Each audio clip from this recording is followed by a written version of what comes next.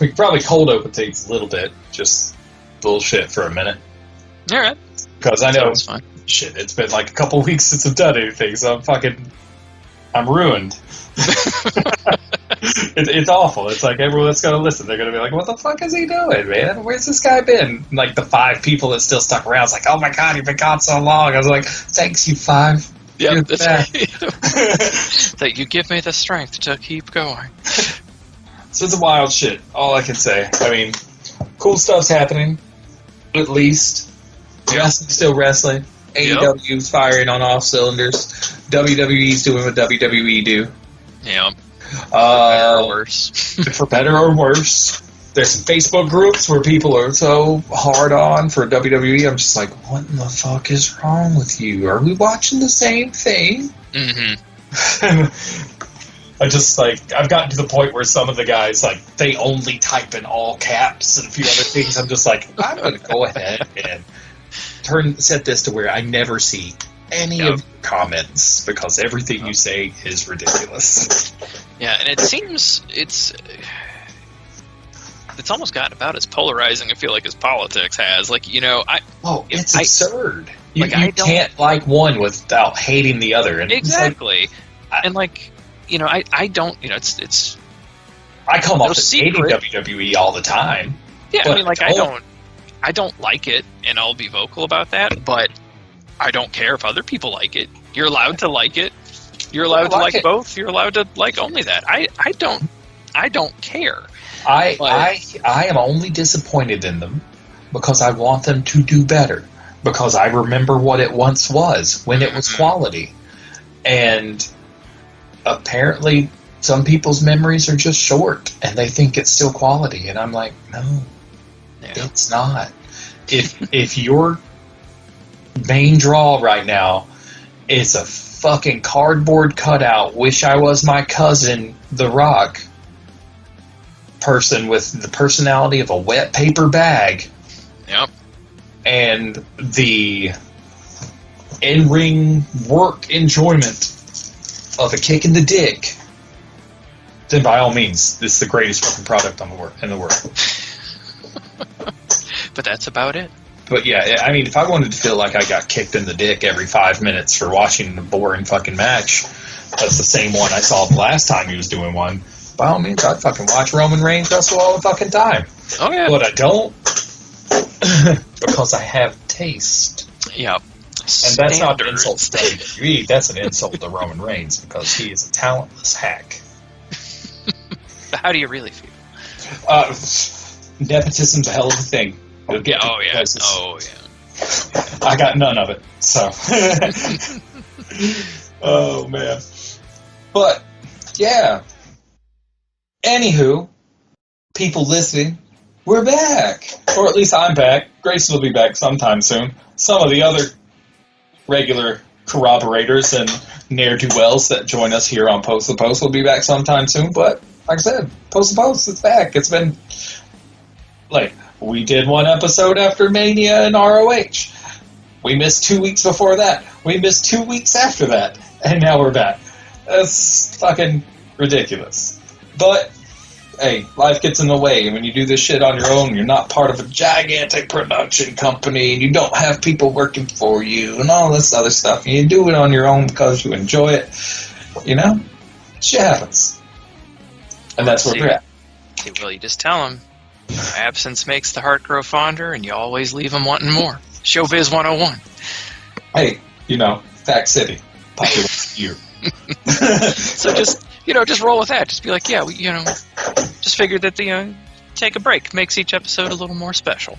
You're doing it for the fans. It has nothing to do with timing or real life commitments, anything like that. It's all about the fans. I know. Every week I beat myself up. I was like, God, I'm gonna lose all you guys that do want to listen to us because I'm not here on the regular. And it's I know for a fact you need to put shit out regularly to keep that audience engaged and keep them going. But fuck yeah, this week, good man, Core is back. The CW is reformed. I guess we could call that a reference to the television station with the DC TV series, if we wanted to. But, It's just Corey and Will doing what we do. Hobnob. Like the old days. Yeah, like the old days, minus copious amounts of beer and random fighting games on the Xbox. I mean, actually, it could still be a part of it, but... It could be. Now, on a side note, prior to all these crazy vet bills, I made a fun video game-related purchase. Okay. Lay it on me. I ordered a Terror Onion mode. I don't know what that is. Onion mode. It is a chip that replaces the optical drive inside of a Dreamcast or Sega Saturn to allow you to run original like CDI or GDR RIP disc images from flash cards. So you play the original full versions of the games, not the like compressed versions like you burn on the CDR. Yeah. Like the full original versions with a nice new GUI and organization. So you can load an entire fucking library onto one thing and be good to go. Now, is it actual like original data source, or are these like emulator? Oh no, it's like the games are original data source ripped straight from the discs and just loaded onto a flash drive and run through this. Got it. Okay. Yeah. Very cool. The only thing it emulates is the illusion that the Dreamcast is reading this with an optical drive. Got it. Okay. Yep. That's cool. So you run the original, like, straight-up disk files. Did not know that such a thing existed. Yes. I found out about it through random Facebook groups. And I can consider this tangentially related because, not too long ago, I bought, what was it? Tokuon Retsuden 4, the New Japan Pro Wrestling game from about 99 or 2000 that came out for the Dreamcast. It is hard as fuck. Did it come out ever in the States, or is this a... No, never came out in the States. Okay. Import only. I found it at MagFest back in January. Go figure. Okay. And, so I played it on my working Dreamcast, but then I've been trying to talk myself into getting the mode or a GDMU, which is the other chip that a lot of people use. The mode is apparently the better of the two. More expensive, of course, because it was like $200. But you pay for quality. Yeah. But I have an old busted Dreamcast. It was my one that I had in... You may remember the one from college, I think. Oh, yeah. Yeah. That one, I fucked it up last summer. Oh, boo. By accident. So I bought another one. That worked. And so this one's been sitting here, and I've been planning to modify it with either a GDMU or this, and so I finally punted it up for this. So now I'm going to customize the shit out of it and use it for that. I fully support your decision. Let it rip. So then I'll have a traveling Dreamcast. I also got one of the fun modern Striker Pro Dreamcast controllers that this new company makes. Okay. Oh, it's comfortable as fuck.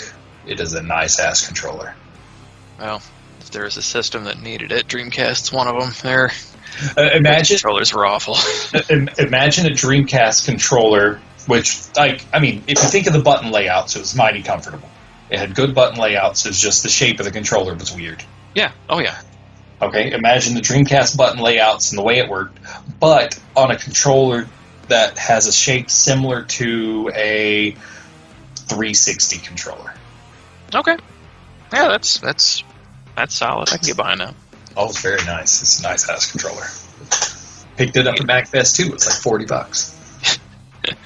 It's a place for everything. They get rid of that weird, like, goofy slot in the middle for whatever that cartridge was that the VMU had. Yeah. No, it's still there. Still there. Okay. Yeah, because you got to have that. The VMU is the coolest fucking thing in the world. I love it because some of the games you can actually play little mini games on the VMU.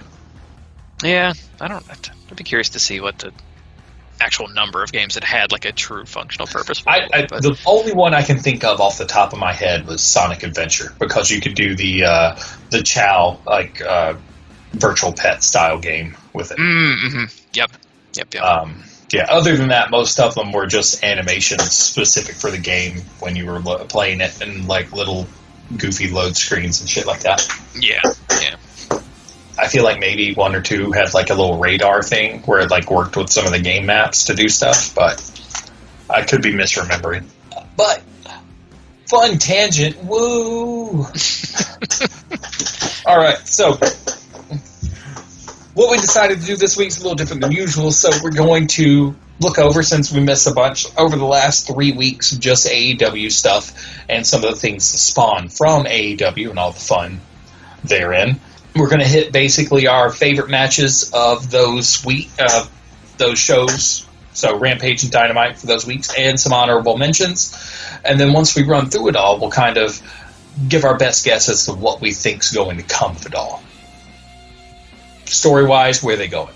Now, since we're recording this on Wednesday, and Dynamite for this week, the 27th, is already over, we'll include it, even though I myself haven't had a chance to watch it yet, but Corey has, and so he can walk me through it a little bit. I've got the summary up to look at, but I'll get around to watching it tomorrow. I'm not worried about spoilers because, looking at it, I wasn't too far off in some guesses. Yeah, no big surprises. Yep, no big surprises. But, so let's dive into it. Best matches of the past 3 weeks. So, going way, way back to a week after the last time we recorded. April 6th. This was the match following up the big ROH Supercard event. And this is the one where FTR followed up the Bucks challenge from that weekend. So we've got the Bucks versus FTR round 2. That was the main event. So, Corey, you're the guest. What was your number one match of that card? Looking back at the list here. This one's tough for me. Like, I think I'm going to have to give it to the main event as well. I know when we were kind of talking before recording, that was sort of your leaning as well. I've said this on the show the few times I've been on before. The Young Bucks are always going to be a big sell for me. I know, a little divisive, but I still like them. Still enjoy watching them. I will say FTR is definitely starting to grow on me. I think I've also made the same sort of comment. How I've never disliked them. It's just very old school, traditional wrestling. It doesn't always do a lot for me. Mm-hmm. But I don't know if it's the kind of face turn that's on the horizon here, or if it's just having watched them now more for a longer period of time. They're definitely growing on me. So this was a good match. I like both teams. It was it was decent. I know there's some interviews. I forget if it was Matt or Nick, one of the Young Bucks, basically compared it themselves to like what they would consider like a pay-per-view quality match in terms of the work that they put into it. Mm-hmm. Now, in terms of spectacle, not so much. It wouldn't be like a, headline at a pay-per-view, but it was quality. It was good. Yeah, I'm right there with you. I was super excited about FTR Young Bucks too, because last time they met was the big event where FTR was defending the AEW titles against the Bucks, and that's when they dropped them. Or I believe they dropped them. I'm trying to find they did lose to the Bucks, and then the Bucks lost to the Lucha Brothers. That's what it is. That was at Full Gear 2020. Yeah. So going back. Yeah. A good while back. Yeah. So, okay. This is the one where FTR lost the belts to the Young Bucks in that initial feud where they were choosing who's the best tag team in the world. This is right after FTR had come to AEW. Solid fucking show. It was a great match. But, everyone's kind of pissy the Bucks got the belts off of FTR because, hell, FTR hadn't had them for very long, and they were looking damn good with them, in my opinion. Now FTR's got all sorts of gold with the ROH belts that they got off the Briscoes, which I'm happy for FTR to have them, but at the same time I did kind of wish the Briscoes kept them because it just makes me think that the Briscoes aren't going to be working with the new iteration of ROH, and the Briscoes and ROH are like fucking peanut butter and jelly. They just go together.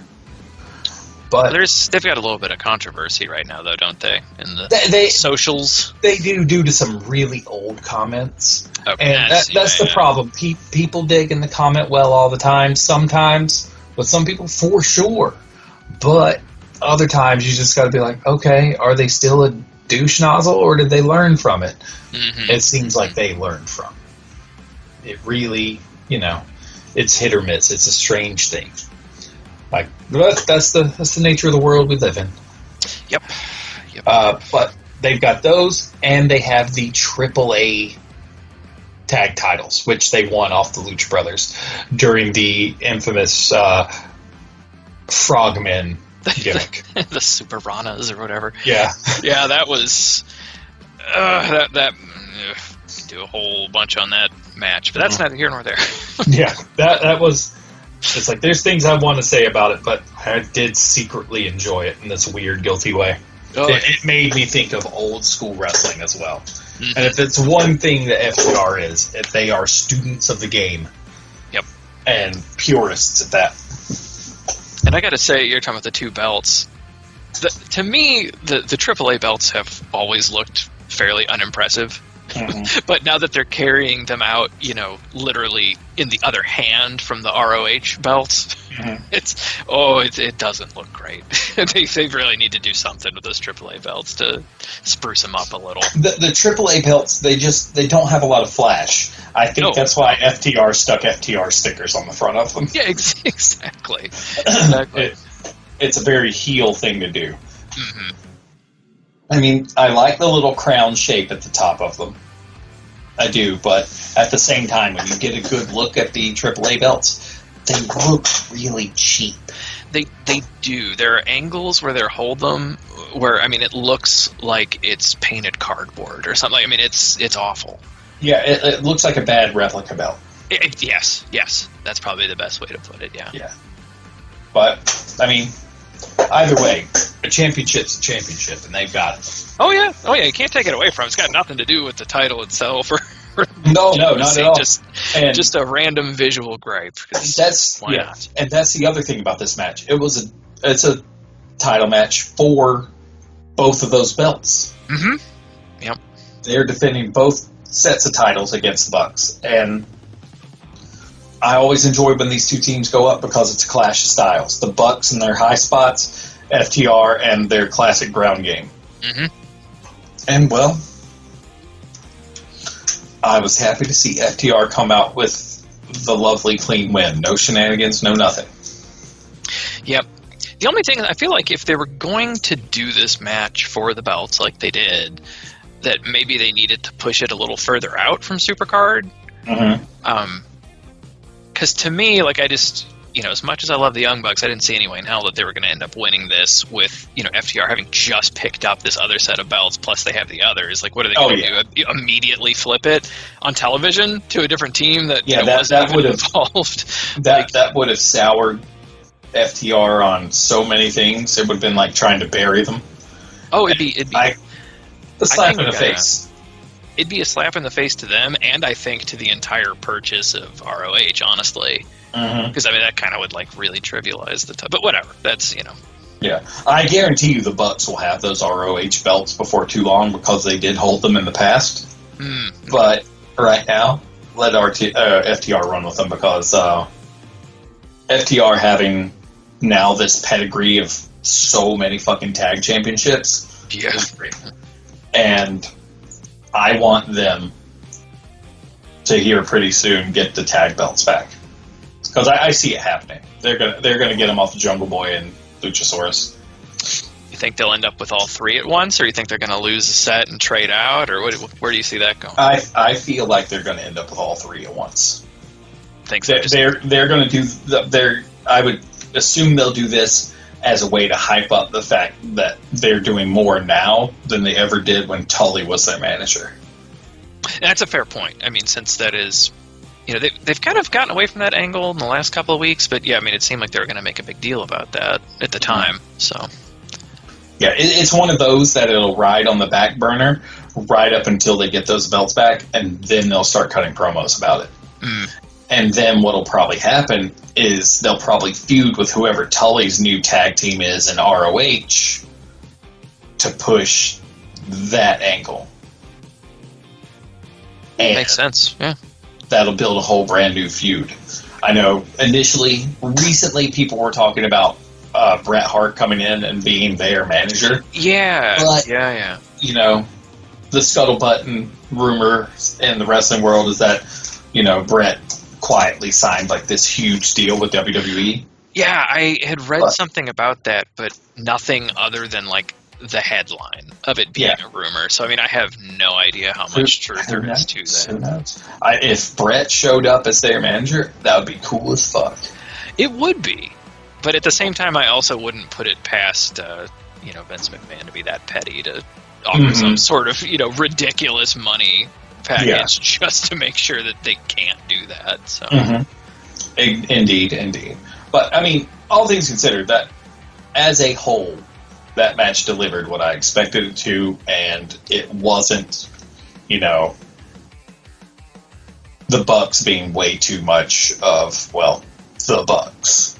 Yeah, no, it was, like you said in the beginning, completely different styles, but I mean, they made it work. It wasn't just like two independent sets of spots, one being all the high fly and acrobatic shit, and then all groundwork. They figured out a way to make it blend and look like a real match, so, more power to them. Agreed. And so what was your honorable mention for that? I think for me, honorable mention, let me pull my list back up here. I'm probably going to throw it to Samoa Joe and Caster. Actually. Oh, yeah? Yeah. I, having not really watched, like, Ring of Honor, Samoa Joe is kind of a, newer figure for me.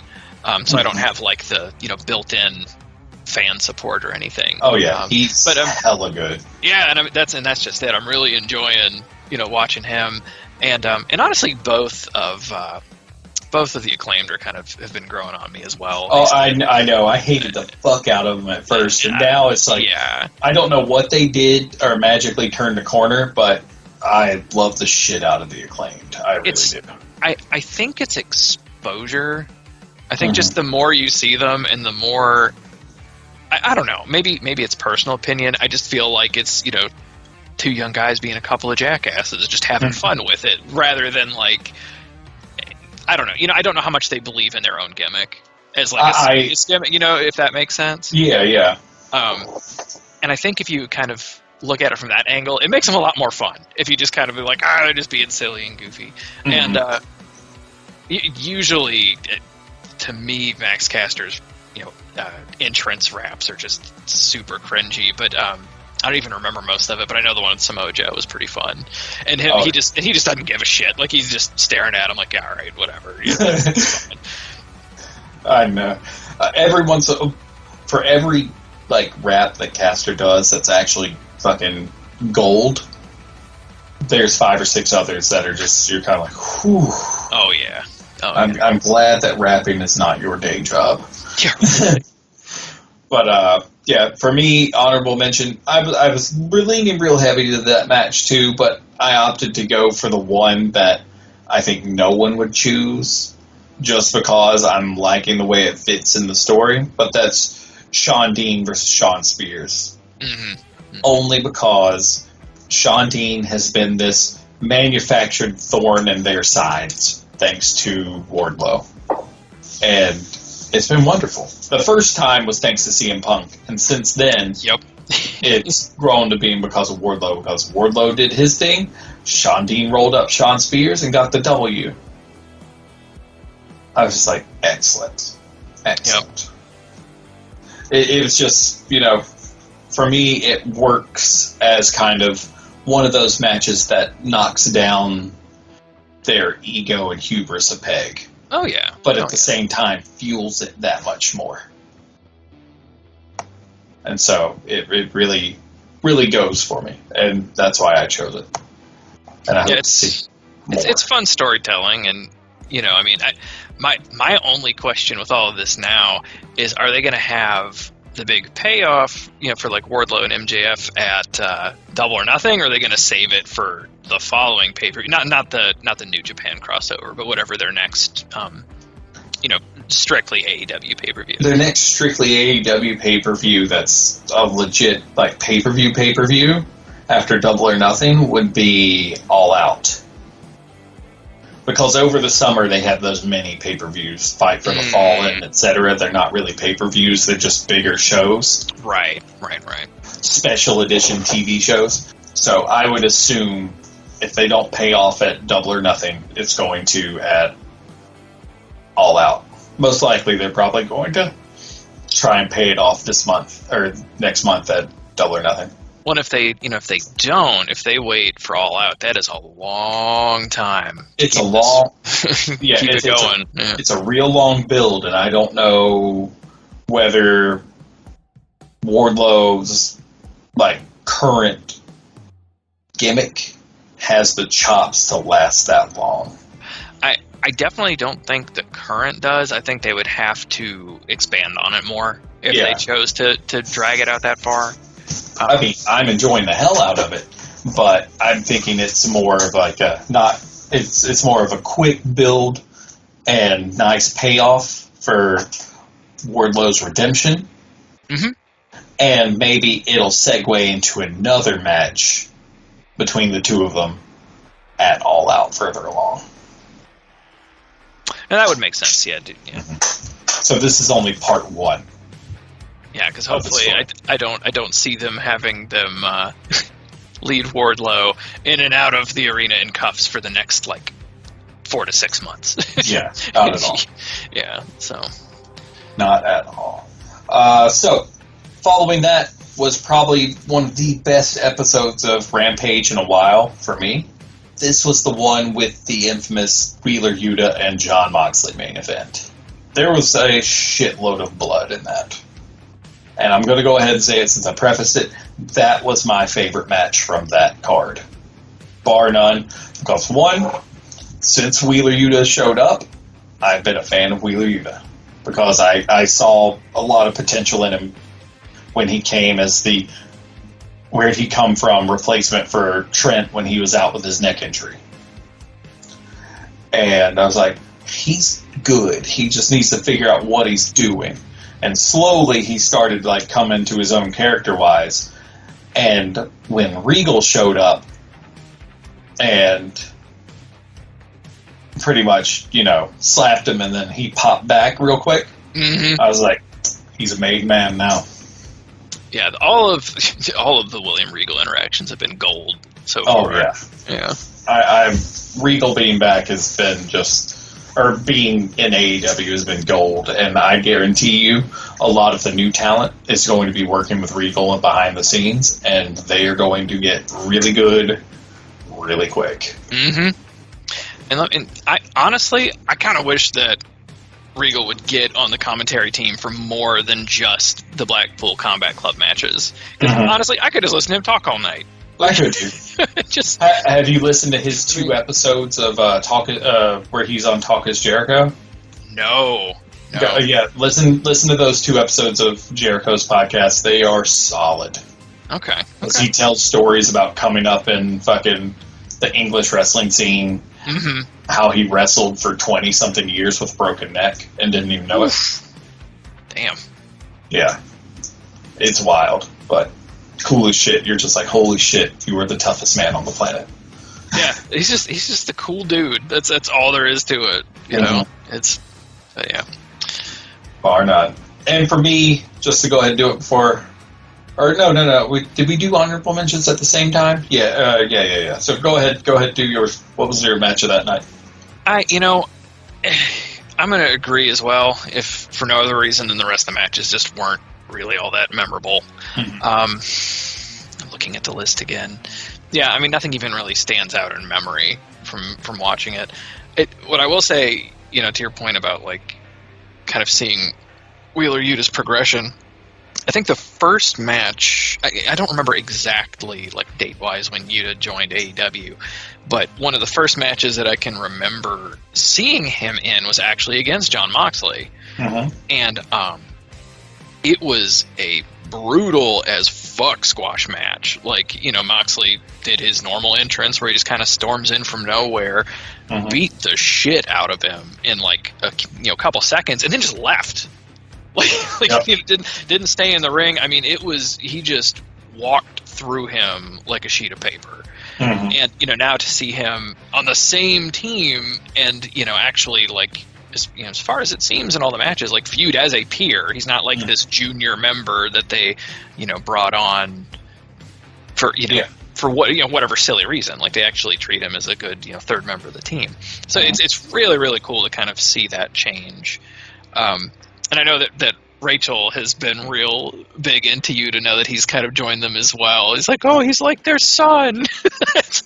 I will say this. I do want him to bring his Blade Runner coat back. Oh, okay. Now that he's changed his gear, I want the Blade Runner coat back. Because I think it'll fit more with his new look. Possibly. That it looks tough as shit. It's a fucking Blade Runner coat. Hard to go wrong with that, right? What was your honorable mention for the show? I'd probably go from the opening and do Trent and Danielson. Trent Danielson? Yeah. Yeah, I did a nice little tie. Trent and Danielson was solid because Trent's an amazing worker. Danielson's really good, and both of them, like, style-wise, for being as different as they are, really gelled in that match.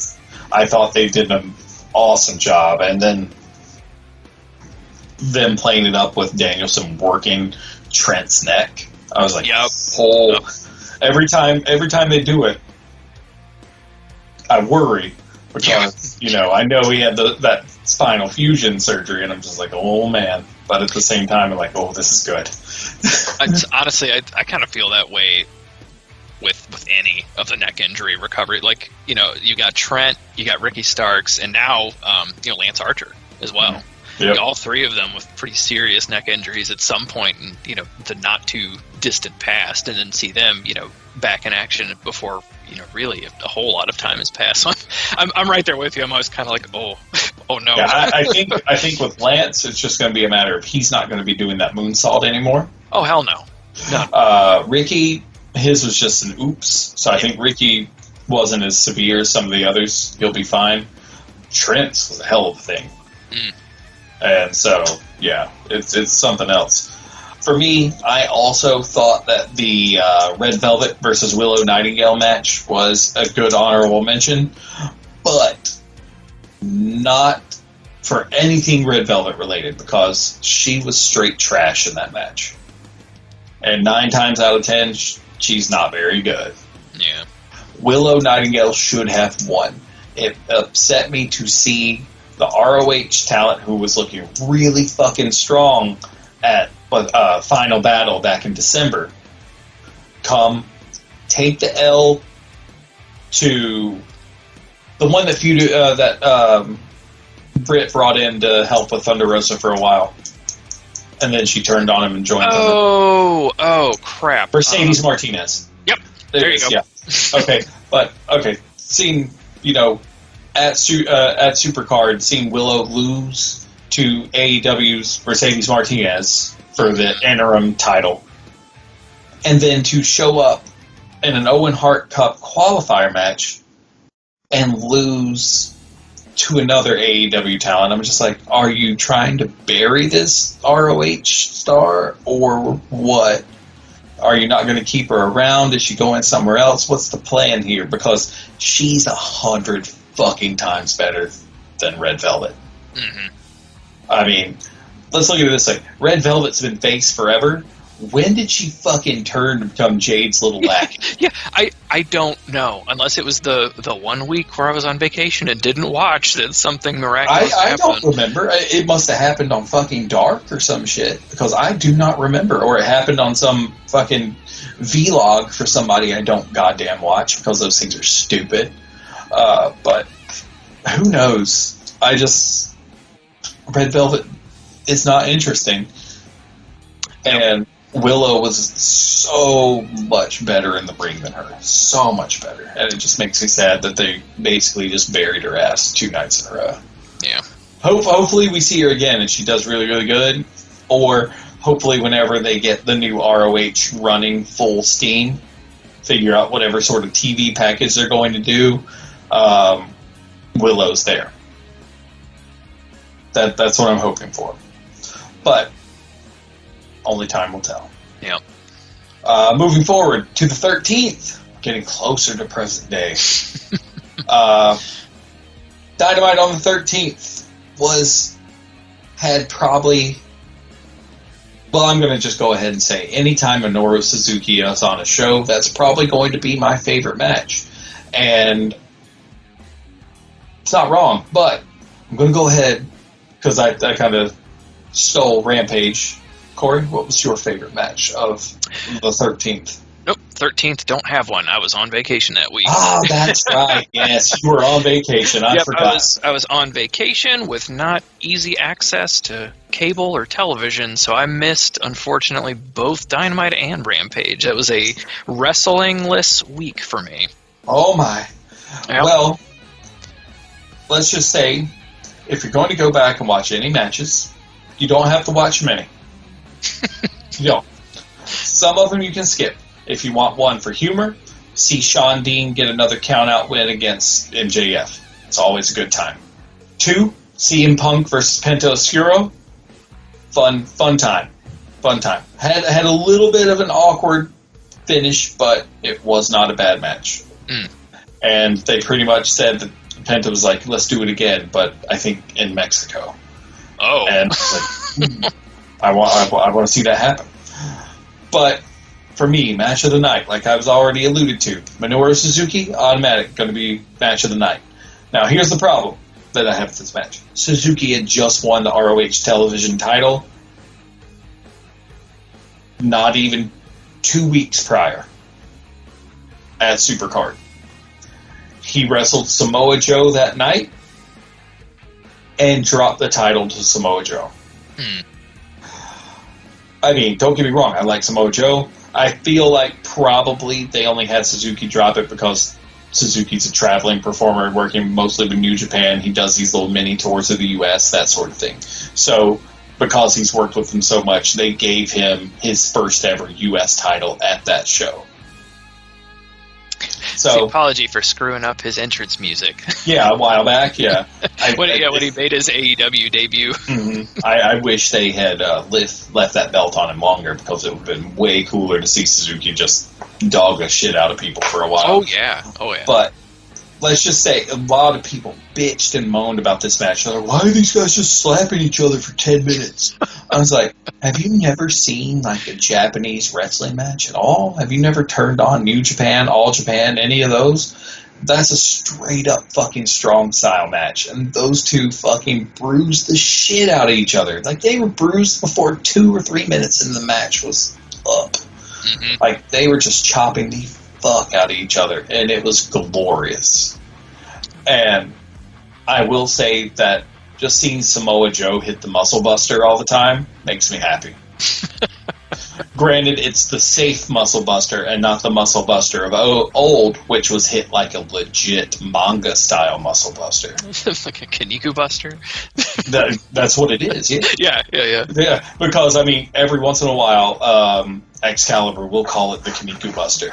Does he really? Yeah. Oh, man. Mm-hmm. But, yeah, the Muscle Buster, I love seeing him get it set up and then just boom. I was like, oh boy. But yeah, I think he used to hit it the old school way back in the day at early ROH Impact days before like some people got hurt, and then they changed to the safe version where they just do a fall away. Yeah. But it still looks fucking cool, so I'm fine with it. Yeah. But yeah, Samoa Joe and Suzuki, great match. Still upset Suzuki dropped the belt, but hey, it's fucking Samoa Joe.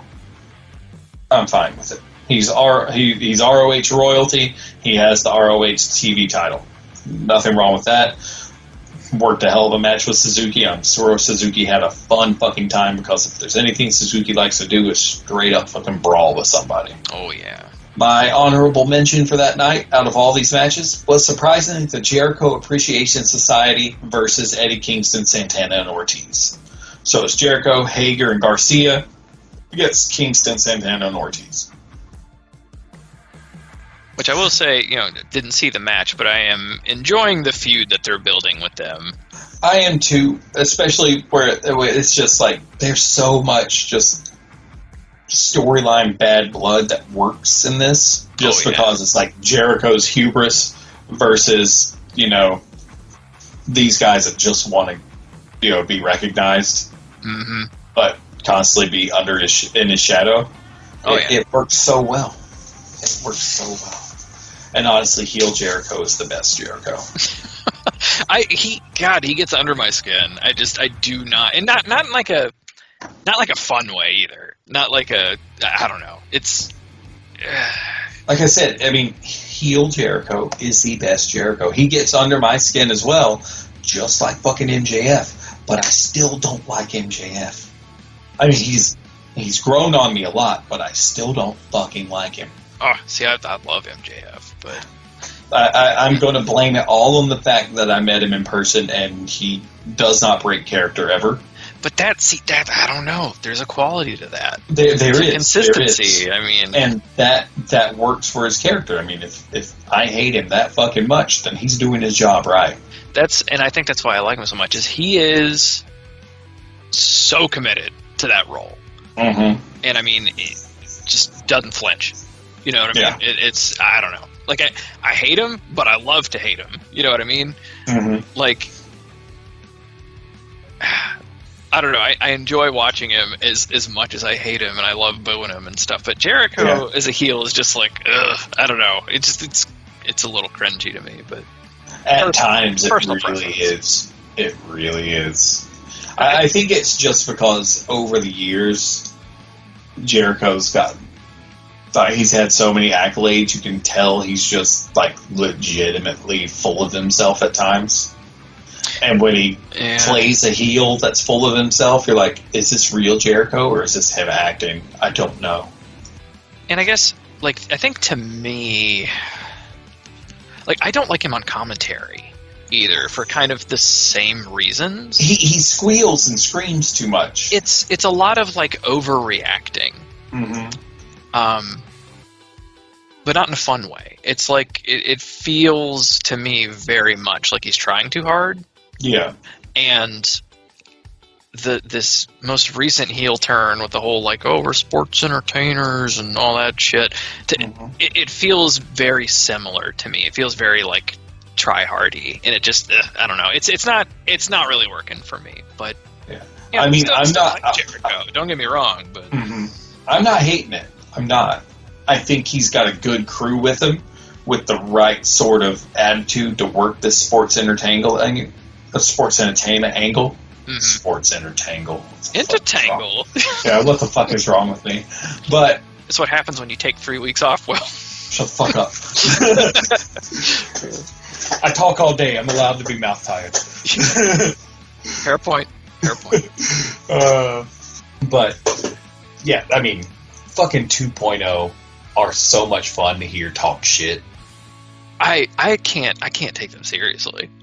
That's why I love hearing them talk shit. And the whole daddy magic, where the fuck did that come? It's horrible. It's awful. I don't fucking know where it came from. It is so fucking bad, but that's part of why I like it. I mean, here's part of why I like it, because it is so bad. Yeah. And so I just keep wondering, what's going on? And the more they do what they do, the better it is. It's just something about the characters of those guys from 2.0 are just so fucking spot on. Yeah. Well, this, to me, though, as goofy as they are, I think this is a better fit for them than just being Garcia's random backup. Yeah, exactly. Because they didn't really have characters. They were just smarmy assholes, but that's it. That was the entire character. You can get everything they have to say from a 10-second video package, and that's it. But no, it works. It does work. Yeah, I still think that Daniel Garcia would have been better served partnered up with Brian Danielson. Just I think so. because of that old school, wrestling style. Uh-huh. But now I'm just like, okay, I like what they've done for Yuta. Yuta needed that a bit more. He wasn't quite as over as Garcia has been. And Garcia, under Jericho's wing, doing the exact opposite of what he usually does. It's going to kind of force him out of his comfort zone and probably grow him as a performer. Win-win. So I can kind of see what they're doing. Granted, I still believe it would have been better the other way. So we shall see how all of that works out soon enough. Beyond that, not a bad card. It was pretty solid all the way around. I was happy with it for that Rampage. I mean, you had some squash matches. You had some mediocre ones, of course. But with the strength of that main match and the Jericho Society match, I wouldn't complain about watching that Rampage. Mm-hmm. Mm-hmm. So, Rampage for 415. Since this was another Corey on vacation show. Yep, you're flying solo on this one. It was Blackpool Combat Club versus the Gun Club. Super solid. Of course, Yuta rolled up Billy Gunn for the win, which was wild because it looked like either one, it was a minor little hiccup where he mistimed the roll up off the rope and couldn't get all the way over on Gunn without a little extra struggle, but it made it look better because it made it look more believable like a small guy trying to roll up this behemoth that is Billy Gunn. Yeah, and that's, we were talking about that before the show, with Darby's match against Billy Gunn. If you're going to put Billy Gunn up against anybody that's that much smaller than him, you got to do something to make it believable. Exactly. And he rolled him up for the 3 count and got the win. And the fucking Gun Club was like, what the fuck? But the Combat Club, again, fucking loving them. This is just prior to the debut of the new gear. And honorable mention for that night, Page and Cole. It was good, but it was yet another gimmick match. Since it was a Texas Death Match for the AEW title on Rampage, you knew that it wasn't going to change hands. It was a gimmick match that worked with the region where Adam Page's cowboy gimmick goes over hardest. Which is funny since he's not from Texas. No, he's from Virginia. Virginia. And the Virginia that is not even the fun part of Virginia. It's like the shitty eastern North Carolina part of Virginia. Right. It's not good. I mean, from you guys, I think it's maybe an hour and a half. Okay. Just up north. Yeah. So it's right on the border then. Yeah. If I remember right, I think it's just kind of up and to the west a little bit. If I remember correctly. Okay. Yeah. And apparently it's just like a dead town. Like anywhere in the South. But, yeah, I enjoyed the match, don't get me wrong. Adam Cole and Adam Page work like hell. Their little feud carried over from the days past in Ring of Honor was great. They worked well together. The spots were mean. There was some color, of course, because Adam Page is working his gimmick where he works tough, so he's getting a lot of color, but he does it in a way that's not as contrived as Cody was doing it. Mm-hmm. Where the only way Cody could get cheers was blading a little bit in every fucking match. But I mean, it sounds like I'm hating on Cody. I don't hate Cody. I'm still sour that he went back to WWE, but at the same time, they kind of needed that injection. Mm. They did. So that's the way I'm going to look at it. He didn't leave. He went to go and help them get better because he saw how bad they were doing. It's one way to look at it. Yeah. I don't know if everyone would agree with you, but that's a way to look at it. Yeah. He went to make them better. But, anywho. That was my honorable mention. It was a solid Rampage. It really was. Solid. They're getting better and better all the time. All right. Now, last Wednesday. My. We've caught up in time so quickly. That's right. So quickly. So last Wednesday, the 20th, we had the Dustin Rhodes called out CM Punk for basically a dream match. Because he's wanted to wrestle Punk for a while, and Punk likes, wrestling legends. He likes making people happy these days, too, it seems like. Exactly. He likes making people happy, and he really likes pissing off WWE fans. That's true. And, I'm for it. Doesn't even bother me. Fucking for it.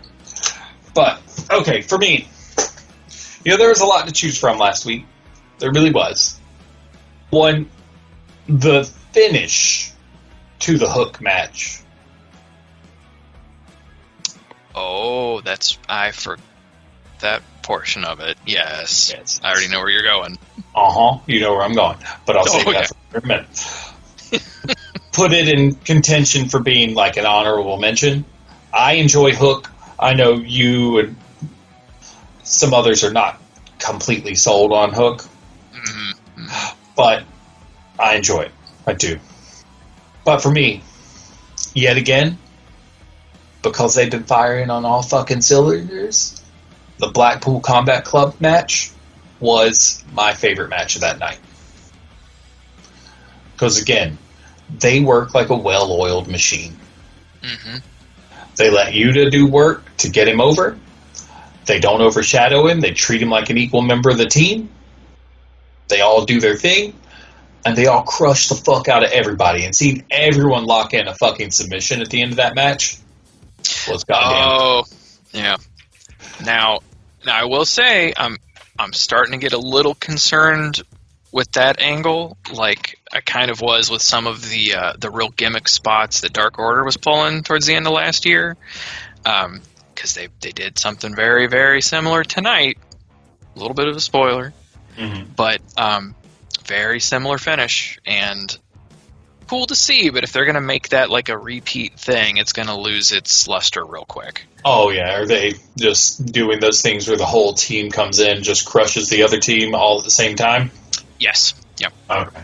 Yeah, that right there, I love seeing it, but at the same time, yes, don't do it all the time. Do it, let's say once a month. Yeah. Maybe twice a month. Use it sparingly. You gotta build a desire for it. You don't oversaturate it. Exactly. I mean, nothing wrong with it. It's a wonderful thing to do. It shows how you're overpowering the opposing team, but at the same time, you don't need it. Hell, mix it up. One time do all, triple fucking submissions. Next time do triple finishers. Yeah. Mix it up. But great fucking match. Again, Wheeler Yuta's new ring gear, his Blackpool Combat Club tights, and sporting actual wrestling boots instead of the amateur wrestling shoes. Yeah. It was quite the change. And that's the reason why I said he needs to bring the Blade Runner coat back. Because it looked tough as fuck. Alright, so Wednesday, the 20th, 420. The Baker's favorite Wednesday. Hey, you see what I did there? Oh, yeah. Going over the matches. Here they are. The ones that I like the most, followed by the honorable mentions. All right. So, honorable mentions for me for that night. Darby and Idolo. Because there was something about this coffin match that just sort of irked me a little bit. I wasn't 100% what it was. It's like I think I was expecting a more like back and forth pull, hard hitting affair. When during this match it was more Andrade in control like the entire fucking time. Mm-hmm. And then this just last minute surge from Darby for a win. I was like, okay. I mean, it makes sense, but at the same time, there was something that just felt lacking. But the other honorable mention, which could have also been damn near my match of the night, was, and this will be controversial for some because of one of the parties involved, was Kyle O'Reilly versus Jungle Boy in their qualifying match. Mm. One, I think Jungle Boy wrestles quite well. He's versatile. Oh, for sure. He's just very lithe. A lot of people don't care much for the build. They think he's too small. And O'Reilly, he's solid all the way around. So seeing these two do like a ton of technical trade-offs and not a whole lot of high spots and topes was very nice. And I was worried they were going to give Jungle Boy the W, but they didn't. O'Reilly got it fair and square, no shiesty business, because Red Dragon needed it. They did. Because it feels like Red Dragon, for as good a tag team as they are, they're just not getting any big wins because they're not in that storyline place yet. We've seen them lose in their triple tag with Cole recently, and just seeing Cole and them just lose regularly. And it's been making me sad because I like Red Dragon. I do. And to see Kyle get that win, that's good. That's good. Makes me think that there's something in store for this. And that's what I want. Now, Corey, yourself, what were your thoughts? Yep, now that I've had a chance to remember what the hell I watched last week. I think my favorite match is as goofy as it may be. I think I actually would go with the coffin match. Mm-hmm. Just because I think I'm a sucker for any of the, like, real extra, like, out of the ring, up in the arena. Just the more nonsense, the better. I'm an easy mark for that crap, and I'll admit it.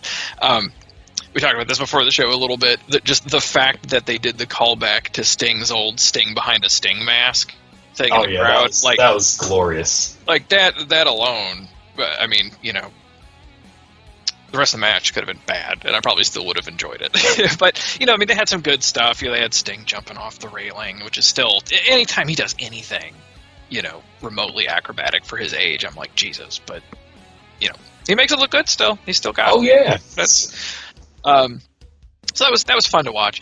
To your point, it's like I said earlier, it's weird. AEW has this issue of pairing some of their smaller build wrestlers against these real big guys, and they haven't quite figured out, I think, how to make it work in a believable way.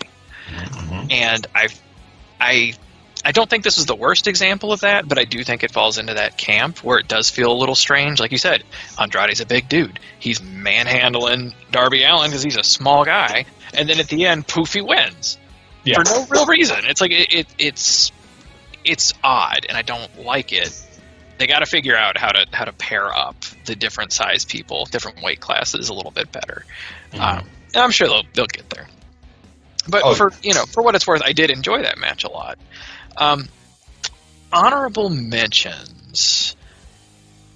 Besides, like I said, we'll come back to the Hook thing at the end. That's a whole separate issue. Yeah. But real honorable mentions, I would say for me, it's a tie between CM Punk and Dustin Rhodes, and I would also go with Kyle O'Reilly and Jungle Boy, though for a slightly different reason. The Kyle O'Reilly and Jungle Boy match for me was kind of interesting because, again, having not watched a lot of like other wrestling promotions, I didn't have any built-in fan base for Kyle O'Reilly. I was at the show when he debuted, And the crowd lost their mind, and I'm just like, okay. Oh, I was super happy. Well, I know a lot of people were, and I'm just like, all right, that's fine. I don't know who this guy is, but everyone's happy, so I'm happy for him. And but then, like you said, once he got on, at the Red Dragon with Bobby Fish, they haven't really won a lot. They haven't really done a whole lot that's been that impressive. Kyle's been kind of funny because they keep billing him, whether it's his doing or someone else's, as kind of a dummy. And it's funny to me, like when they stole all the belts. Yeah. I think he put like his name on duct tape on his belt and spelled his own name wrong. Like, stuff like that's it's funny to me. But this match was like the first time where I felt like I really got to actually, see him really in his element and actually put on a good match and not just be, part of a losing ensemble. So I liked that. I enjoyed it, and I kind of like, okay, I see what he's about. I see what he's doing. It was good to watch. On the flip side of that, I just enjoyed the CM Punk and Dustin Rhodes match. It was not what I would call an impressive match. It was the opener. It's not like it was a main event or anything or pay-per-view match. But like you said, it was billed as a dream match. Dustin just wanted to do it, and CM Punk obliged. And I like that. I like it when that the wrestlers involved are doing something that they want to do, that they're doing it just because they want to do it and enjoy it. And and you can see it in the match itself. They're having a good time. They're doing what they want to do, and are good sports about the whole thing all the way around. So that was just a fun way to open the show. Yeah, those two are my honorables for that episode. Yeah, those were solid choices for certain. For certain. But now let's go ahead. We've been beating around the bush for a bit. Oh yeah. So we'll talk about your boy Hook, because I know you love him. Sure. Yeah. You want his haircut so bad. Hair volume maybe, haircut, fuck no. I would like to have that hair volume as well. Not gonna lie. If I had that haircut, I'd be sleeping on the couch. Hook. Did you see how she's shaking her head at me? Nope. Nope. Rachel gets visibly upset whenever Hook is on screen just because of how bad his hair is. Among other, we're not big fans of him in general, but that's an easy thing to pick on him for, and I don't disagree, but yeah, it's always just like he has the worst bedhead of any person I've ever seen. Yeah, it's unreal. Yeah, but anywho, Hook gets another squash match, and if you paid attention the past little while, Danhausen has been trying to curse Hook for quite some time. Danhausen tries again. This time he gets annoyed, rolls in the ring, and actually puts hands on Hook and says he wants a match. And I was like, oh, what is this? Danhausen's first match in AEW is going to be against Hook, who hasn't had a loss yet. Which, I'd like to talk about that some, because Rachel and I have been discussing this as well. She was actually kind of hoping that on Wednesday it was actually going to be Danhausen that was his opponent, because they've had this feud going on in the video packages and the promos and the cursing and all that. And I was like, no, there's no way that they're going to have him be a surprise. First match is going to be a pay-per-view. I'm about sure of it. It very well may be, but point being is like, I'm like, okay, every match Hook's had's been a squash. They're not going to have Danhausen debut and lose immediately, but at the same time, they haven't had Danhausen in ring yet. He's purely a comedy character for AEW. Mm-hmm. Forget the fact that he's pretty decent in ring and has been for other promotions, but yep. If you're an AEW, like if you're only familiar with Danhausen through AEW, he's a clown. Yeah. And he was Orange Cassidy before he started doing ring work. Mm-hmm. It's a very static gimmick, mm-hmm. and you know what you're going to get. So I was like, there's no way that they're going to put him up against Hook and let him beat Hook after being on such a warpath like he's been. But at the same time, that's bullshit to have Danhausen take a loss like that as his first one. So I don't know what's going to happen. I'm really curious. Yes, Rachel is convinced that the Danhausen is going to win, and it'll be a big surprise upset, and then kind of like build the road for a longer feud.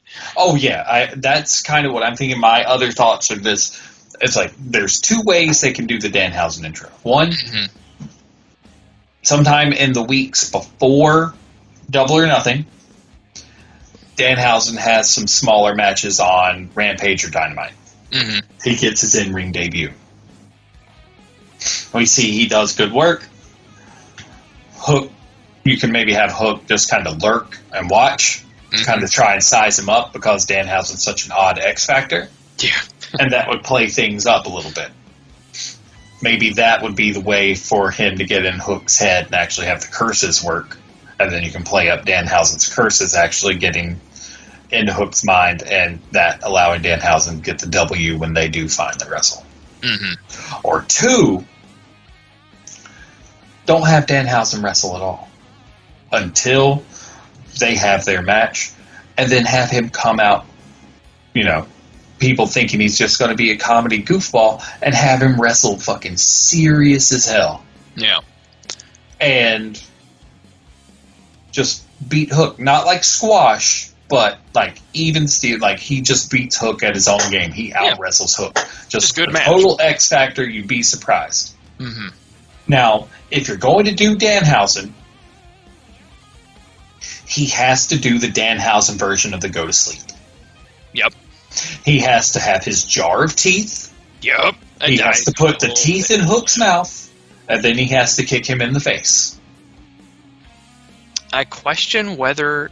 Well, you know what? I almost feel like they have to. I say I question whether they're going to bring that gimmick along, but I mean, he's already got fucking teeth on his gear. Yep. Now, I don't know about his ring gear, but he's been wearing that kind of like his weird cloak thing. Like like he used to have just the solid black shirt like that. Now he's got his special AEW one with the red trim and the little teeth. Yeah, exactly. Yeah. So Yeah. He hasn't done anything with it yet, but I mean, they've at least laid the groundwork for the teeth thing. So yeah, he's got the same ring pants he had towards the end of his ROH run. I don't know what he's wearing shoe-wise, because in ROH he was wearing the same pair of Doc Martens that I have. Oh.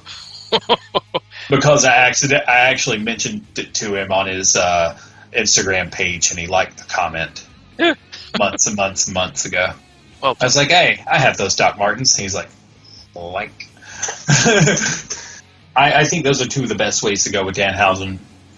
The other way would be for something to happen to where neither one of them got a clean win or victory. Either one through some sort of double countout, or the classic AEW go-to of the run-in and the DQ. Yeah. But I would like to see them do something else. I would.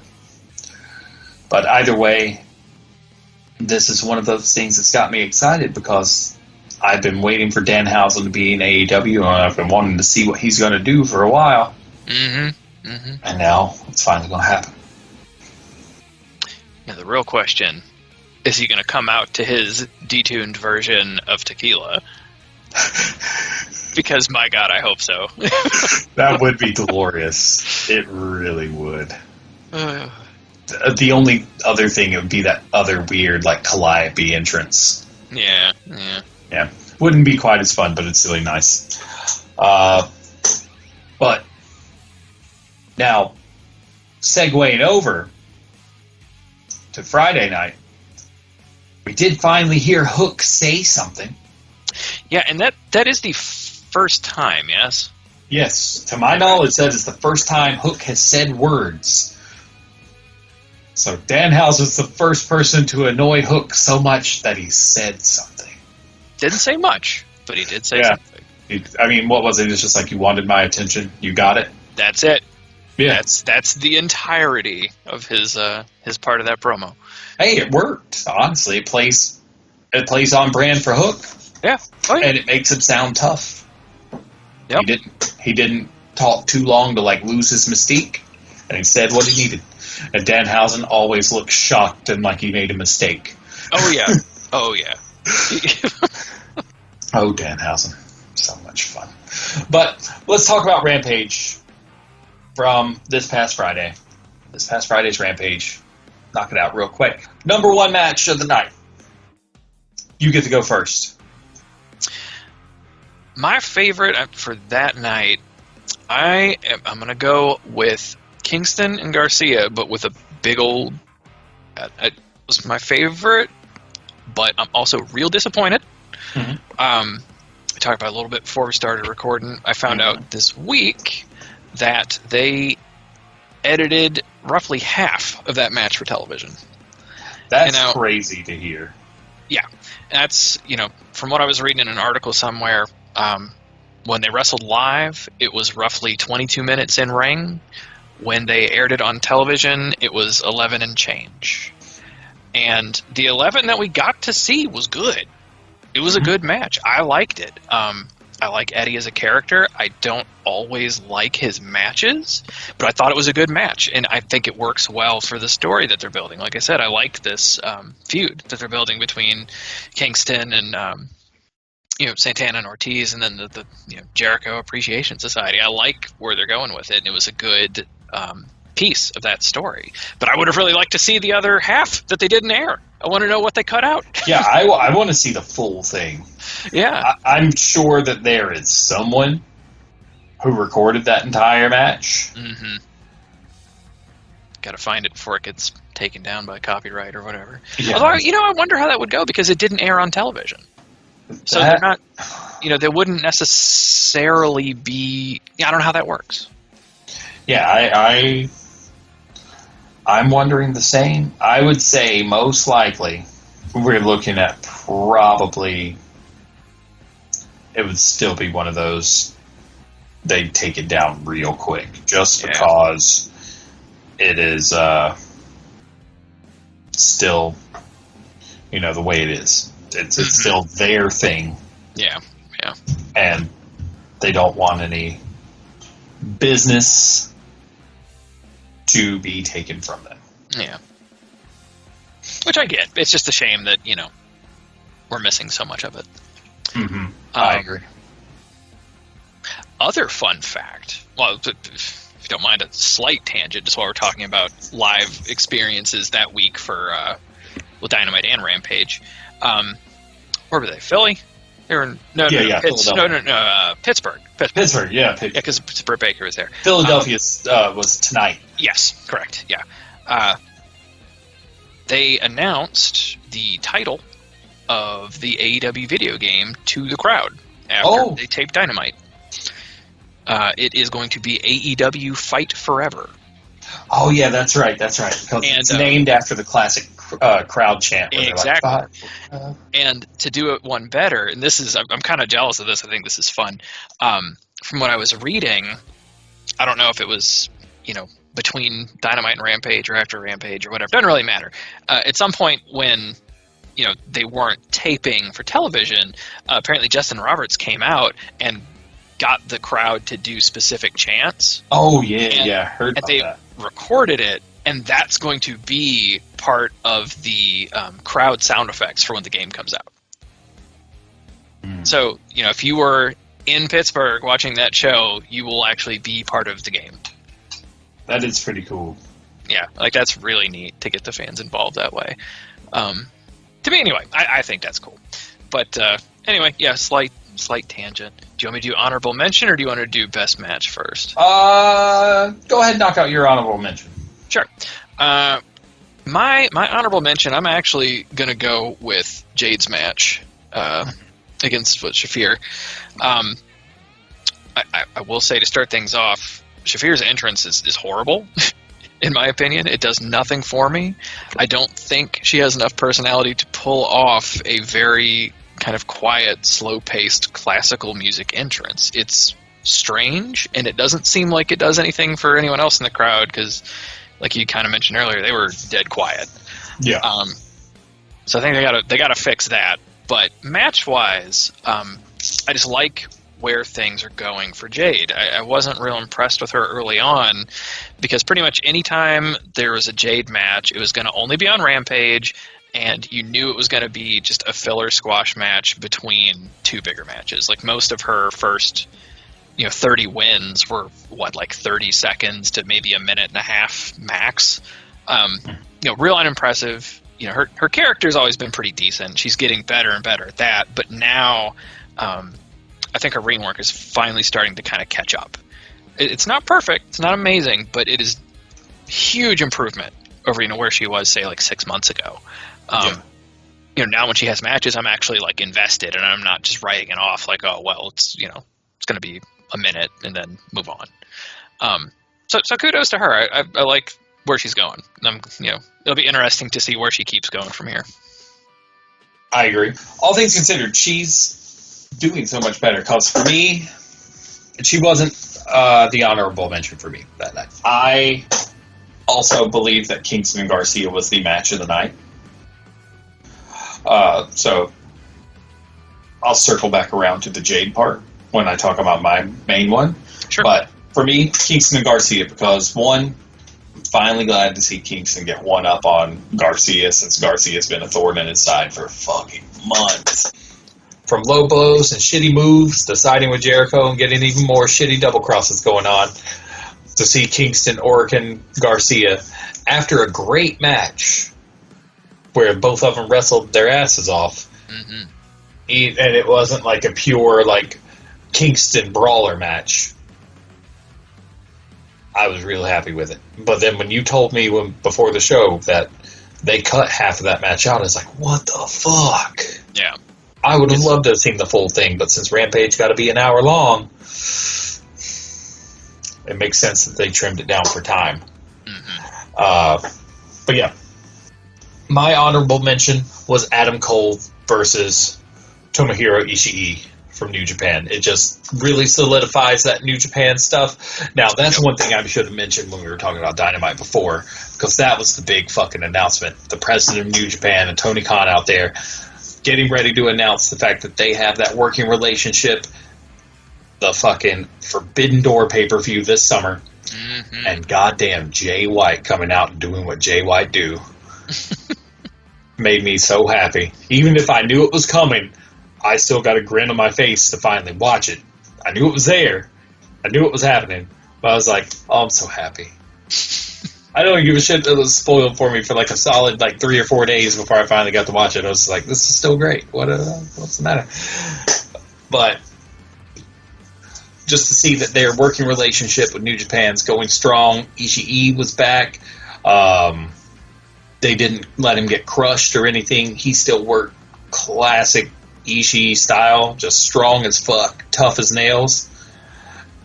So much so that, hey, I just mentioned the fucking influencer, the game changer himself, Jay White. The Catalyst, I believe, is what's on his shirt. The man that makes the changes happen. He showed up, attacked Rocky Romero, and then that allowed the ref to get distracted, and then Cole won up and just fucking low-blowed the shit out of Ishii and hit him with the boom to get the win. That's the only way he was going to win. Classic old-school Bullet Club style. And I'm just waiting for them to officially be brought back into Bullet Club. Mm-hmm. I think it's only a matter of time. And I will be super happy because I've been wanting that to happen for a while. But that was mine because Ishii's one of those wrestlers that has grown on me since I started watching New Japan a while back. Mm-hmm. It's like I didn't care much for him at first, but he's slowly just grown and grown and grown because I've seen there's a lot more variety to his work style. At first, all I saw was just him just no-selling chops and shit. But now I see a lot more. But to your point, the Jade match, it was a Jade match. Marina came out to a cold reception 2 weeks in a row. Mm-hmm. And it made me sad because she's good as shit in the ring, honestly. She doesn't have any charisma at all. Unless she's magically got some charisma on fucking Dark, where she'd done most of her stuff. But as a whole, that intro plus like her 2 sentences said during the Mark Henry back and forth, I was just like, unless she figures her shit out, she's not long for this. I don't think, or she's going to quickly just drop down to being, just an every now and then just jobber enhancement talent type. Yeah. And Jade, barring her character work and still being slightly better in the ring, she's still got a long way to go because Shafir did out-wrestle her the whole time. It was just, Jade playing the not even super big size advantage, but, it was a classic Jade match. It was just big power moves and no finesse. Mm-hmm. Shafir was more finesse, but couldn't keep up with the power. Excuse me. Yeah. No, I mean, you're right. You're right. But that's like I said, it's not like her matches are amazing. I just think that they're definitely showing improvement. Oh yeah, for sure. So I think that's my big interest in how her last few matches have been. Mm-hmm. I'm wondering how far her win streak's going to go. Yeah, I'm curious as to how far it's going to go, and I'm really curious to see who ends up beating her. Mm-hmm. That's going to be interesting to me. Yes. Whoever beats her is going to have to be someone believable. Yep. I don't know who it would be. I really don't. Well, I don't know who it would be from the current roster. So yeah. I almost feel like it's going to have to be somebody that they bring in at some point. Yeah. But if they do that, that's going to still have to be a ways down the road. Like I don't want to see them bring somebody in who just immediately beats her and it's like, well, I got it now. Mm-hmm. Especially after they've built her run as hard as they have. Yes. Making her undefeated for 30-some matches now, or yeah, whatever 30 matches. Yeah, so I don't know. It'll be interesting to see what they do, and I don't have any idea. Don't have any predictions. Just kind of for her, I don't know because I don't really know what their end game is right now. Right. I feel like part of her end game is to eventually get her the women's title, but if you were to even suggest her getting that off of over Thunder Rosa, I would smack you in the fucking mouth. Especially not anytime soon. Yeah, because Thunder Rosa is a million times better than Jade Cargill. Mm-hmm. And a far more believable champion. So, no dice there. Rosa will always be my number one choice for AEW Women's Champion. Because she is that kind of good. The last thing that we can go over real quick and just, we can keep it short. I'm not going to worry too much about tonight's going over what happened tonight just because, like I said, I haven't watched it yet. Mm-hmm. You have. Yep. But what sort of things do you see happening coming up from these past few weeks of build, match-wise? See, it's interesting because I feel like some stuff is obvious, right? But it's and let me backpedal just a little bit, because when I'm thinking about this, I'm kind of thinking about the immediate future, like Double or Nothing coming up in about a month. Yeah, which not a lot of time between now and then. It's enough to do something. Yep. So I'm curious to see how they pad out the entire pay-per-view, because the kind of obvious feud things they have going right now, to me, don't seem like enough to fill a full pay-per-view event. So there's a lot of unknowns to me, like things that I expect to see in the near future. Mm-hmm. Really continuations of what we've already got today. We've got the Jericho crew versus the Kingston crew, which I'm enjoying every time they do that. Now they did have a segment on tonight where they just talked and didn't have a match, and that was kind of dumb. 'Cause I'm usually never a big fan of just the pure like in-ring confrontation with no wrestling. Yeah, I won't throw any spoilers out there. They did do some weird behind-the-scenes stuff with them that kind of made up for it. Mm-hmm. So it'll be interesting to see what exactly they do with Kingston. Mm-hmm. I'll just throw it out here. They threw a fireball in his face. Oh God! Behind the scenes. So I'm curious to see if they like really ham that up and like, oh, he's injured now, and like has some kind of big comeback, or if they just kind of throw it on the haystack of wrongs put their way. I don't know. I don't know how serious they're going to make it. But so we've got that. Obviously you've got Wardlow and MJF. Mm-hmm. Next week, Wardlow is going to have a surprise opponent. So there's going to be some new, I'm assuming it's going to be a new reveal from outside the company. Probably. Whether it's a permanent roster addition or just like a one-time thing, I don't know. So that'll be interesting to see. And I have no idea who it would even be, because they didn't give any real clues other than it's a big smart guy.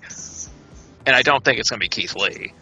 Because that just doesn't make sense in the way that they're playing the angle. It's it's the MJF paying people money to take out Wardlow thing. I don't think they're not gonna rope Keith Lee into that. No, that'd be highly unlikely. Yeah, so I don't know who it would be there, but it'll be interesting to see that. And of course, everybody I think is looking forward to the conclusion of Wardlow and MJF.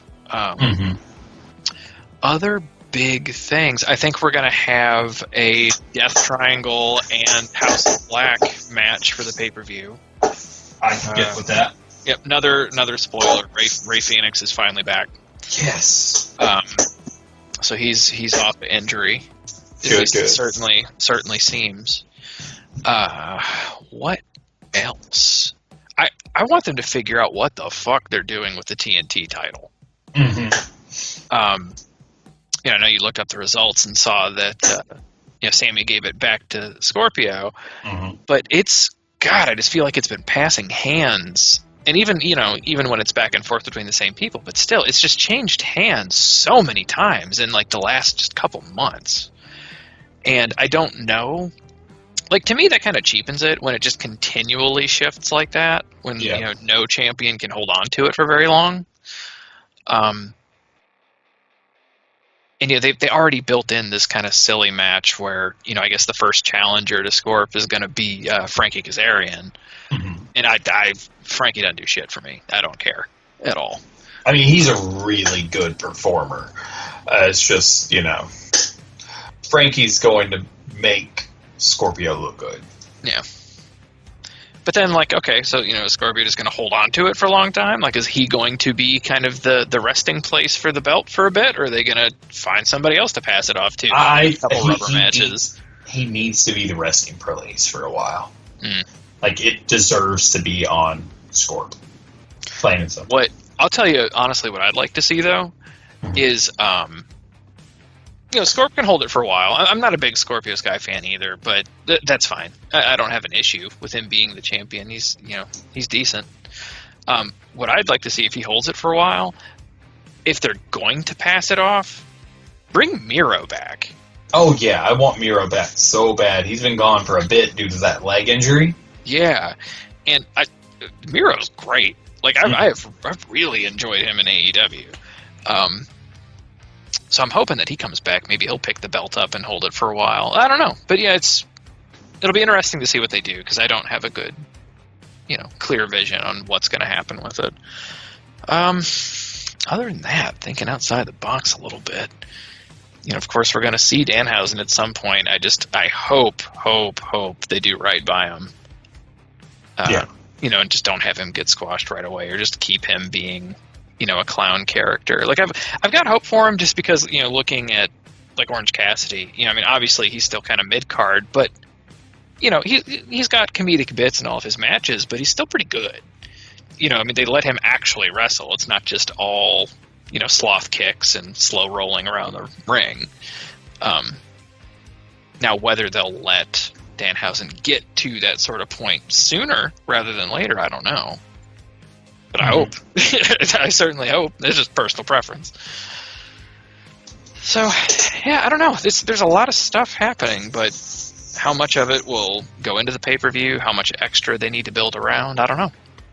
Yeah, it's, for me, my immediate thing right now is how well is the Owen Hart tournament going to pan out? Yeah. Because I do believe the finals of the Owen Hart tournament are going to happen at Double or Nothing. Oh, almost certainly. Yeah. What is the takeaway for this tournament? Is there going to be a trophy? Is there going to be something else? Are they going to get a title shot of some sort? What's the payoff? I don't remember hearing anything about a payoff for it yet. I don't either, now that you mention it. Let's see. I'm super excited about it because everyone involved in it so far is pretty solid. I mean, Cole's in it, Samoa Joe's in it, Kyle O'Reilly's in it, and Dax Harwood as of tonight. So I think that's everybody that's going to be in the men's one. Because I believe there's only 4 in the women's, and the first round starts pretty soon. All right. So here we go. So just to give a little bit of background on this, this really sounds like more of a publicity thing, which is fine because it promotes the Owen Hart Foundation, which is great. So actually, I missed this. I don't think they ever mentioned this on television, but they put a tweet out. Holy shit! Last December. All right, last December was actually when they announced the Owen Hart Cup for both men's and women's tournament to take place in May, culminating with both finals at AEW Double or Nothing, with Dr. Martha Hart on hand to award cups to the winners. Okay, so they're getting a fancy trophy. Yep. I'm perfectly okay with this. Yep. I would also think that probably this cup is the time, would probably be also the time that they're going to debut the Owen Hart action figure. Oh, because they have secured the rights to make Owen Hart action figures through Martha and the Foundation. Okay. And I guarantee you a portion of the proceeds from those figures is going to go straight to the Foundation, if not all of it. And all I can say is I'm super stoked to get an Owen Hart action figure. Plain and simple. Mm-hmm. I haven't had one since, way, way back. Mm-hmm. Mm-hmm. And so I could see that being something that comes from this. But, as it stands right now, the tournament, pretty solid. Like I said, Samoa Joe, Dax Harwood, Kyle O'Reilly, and who was the fourth one again? That's Adam Cole. See, I know he's in it, but I can't remember if you said him already or not. I'm very on top. No, I didn't. Okay, yeah. Samoa Joe, Adam Cole, Kyle O'Reilly, and Dax Harwood. Yeah, so there's the 4 there. Women's side, you've got, who was it? Sheeta, fucking Britt Baker, Jamie Hayter, and Tony Storm. Right? So there's your 4 on each side.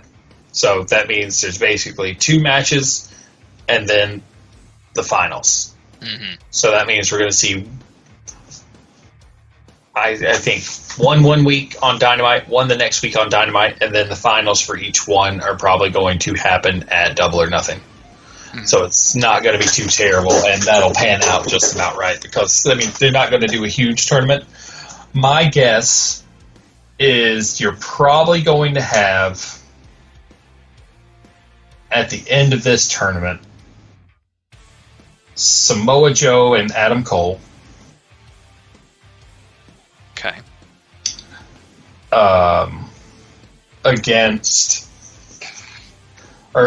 Going against one another. And then for the women's side, it's almost a guarantee I'm seeing Britt Baker and Toni Storm. Could be. That's kind of what I see going on.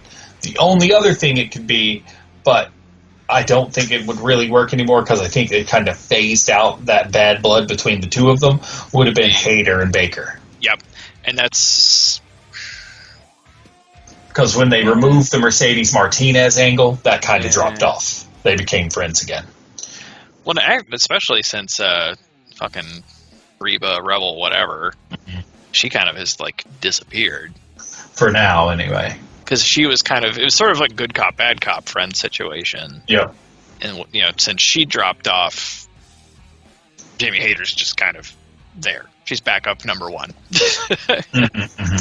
Yeah. But, I mean, at the same time, though, that would be kind of interesting. I mean, I'm still super, super surprised that they put Dax and Cash against each other. I know. I'm surprised about that, too. Just crazy to me that they... I mean, it's cool. It's interesting. It's not a match that I thought I would see. Just odd choice, in my opinion. So, I mean, I could see them doing, like, another... Even if the old Bad Blood angle is gone between Britt and Jamie, this could be... They could make it, you know, a friendly match, kind of like the Dax Cash thing. Or, I mean, if they really... I don't think they'll do this just with the Owen Hart name involved. It'd be real gimmicky and kind of trashy. Yeah. Is if it was down to them, say for the finals, them coming to like some sort of agreement, like, oh, you know, Britt had the women's title for a while, and Jamie was always kind of in her shadow. You know, she's like, I'll let you have this one, and then she fucks her over and takes it. Yeah. And then that would set up some. You want to talk about bad blood? Like that would be, you know, one hell of a feud. Undoubtedly. But again, you know, with the Owen Hart name on the line, I don't see them doing something that shiesty. So I don't either. Could be wrong, but I mean, true. But I'd be surprised if they you know kind of took a cheap shot like that. Yeah, I think it's going to be pretty cut and dry how things go. I don't think they're going to do too much shiesty business. Just because it is a charity tournament and they don't want any bad blood with Martha. Yeah, exactly. So I think they'll play it pretty close to the chest.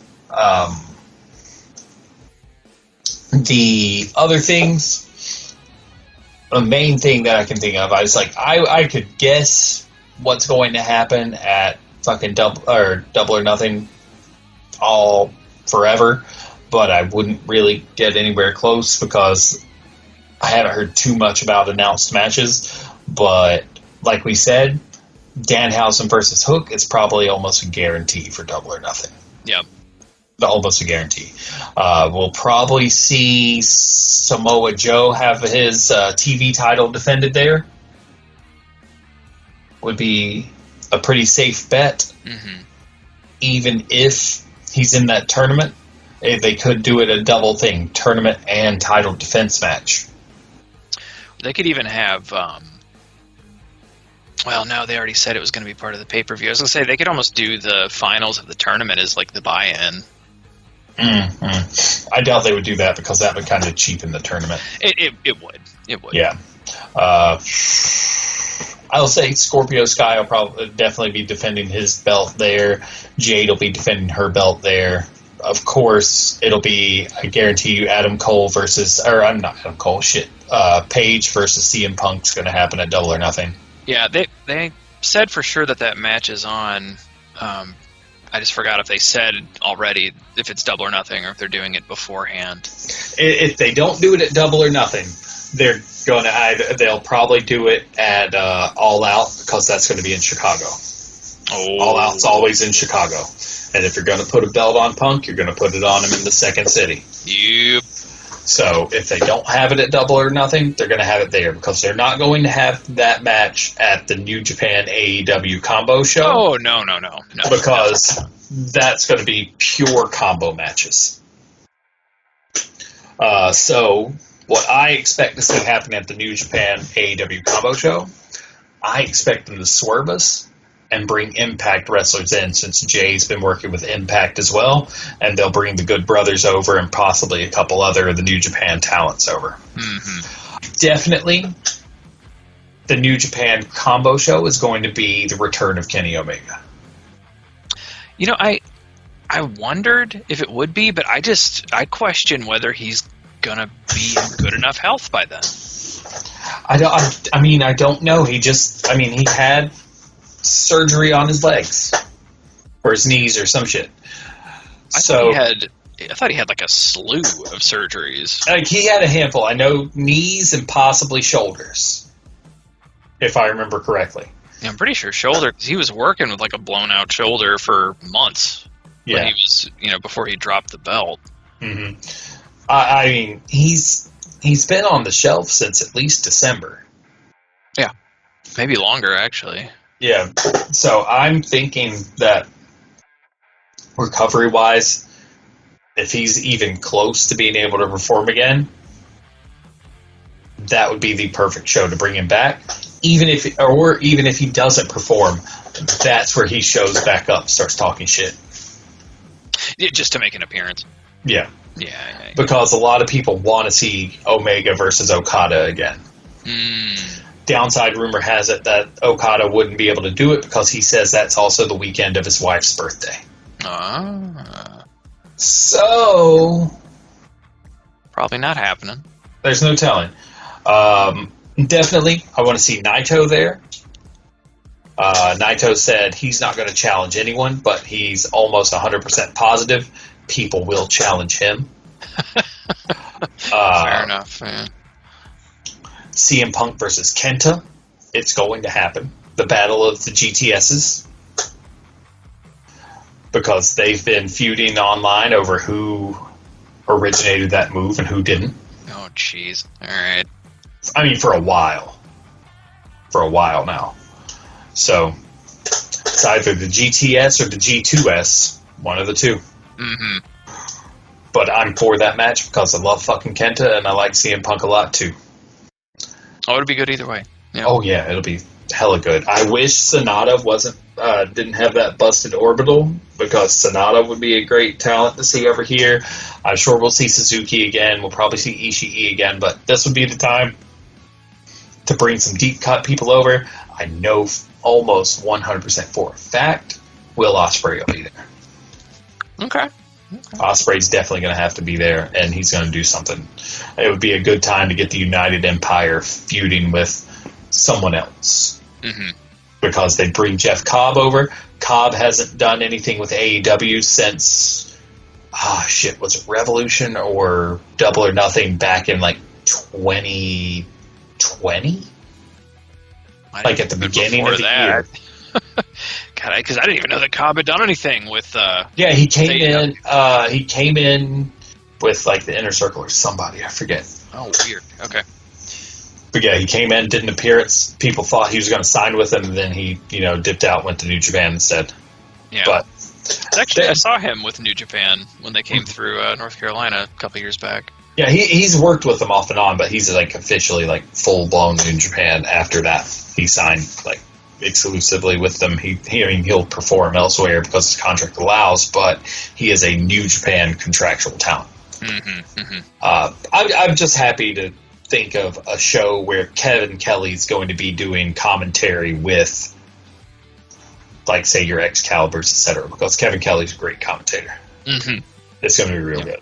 It's just, like, it's going to be good enough. I can't think of anything. Probably next week I'll try to hammer out some other ideas, some speculation as to really where Forbidden Door can go, because we're still pretty far out from the event, so I haven't had a moment beyond all the excitement to really think about what matches could show up beyond Kenta and CM Punk and maybe Omega Okada. But yeah, man, I think we got a lot of good shit coming down the pipe. Oh yeah, oh for sure. Oh yeah, and I appreciate you coming and talking tonight because I've needed it and the show has needed it and it's been good. Yep. But with that, to anyone who has listened to old episodes and heard us talk about shit from way, way back, thank you for hanging around. For those of you waiting with bated breath for the new one, hey, you made it through this one, so here it is, the new one. Thanks for waiting. We are back. Hopefully, we will try to get them back out weekly again. If not, keep an eye on the Facebook page. I'll let you know if there's any delays. Weekly to bi-weekly should be the worst. Rarely is there a 2-week gap. This happening 2 times in a month span. That's not a common thing. I haven't had this long of a gap between shit since the first year we did the show. So, it's been an odd time. It's a transitionary period for a lot of people. So, we'll get it back together. We'll get things back on the regular and just stick around. We'll get things going. We should have, if everything goes, we should have some special surprises coming up pretty soon. Fingers crossed. I've just got to, grease some wheels and bother some people to make it happen. But keep an eye out, keep listening. We'll definitely spoil the surprise on Facebook sometime soon, much like everyone in social media nowadays can't keep a secret to save their lives. But, it is what it is. But follow us on all the things. We're there. Check the show notes for all those links. Big ups to Falcon and the Polar. All those guys for making us sound good. Thanks to Corey for coming in and talking wrestling with me. Yeah, not a problem. One of the pair o' Corys. Yep, not between 2 today. No, not between 2 Corys today. It's just a single Corey. That's right. The original Corey. The original me and Corey. That's right. Not the original show Corey, because he would be the other Corey. Oh, wait a minute. No. It's all good. Yeah, happy to help. Of course. I appreciate it. And with that, everybody tune in next week. We'll be here. Same-ish time. But hopefully no more weird delays. But with that, we'll catch you on the flip side. See you later. Bye.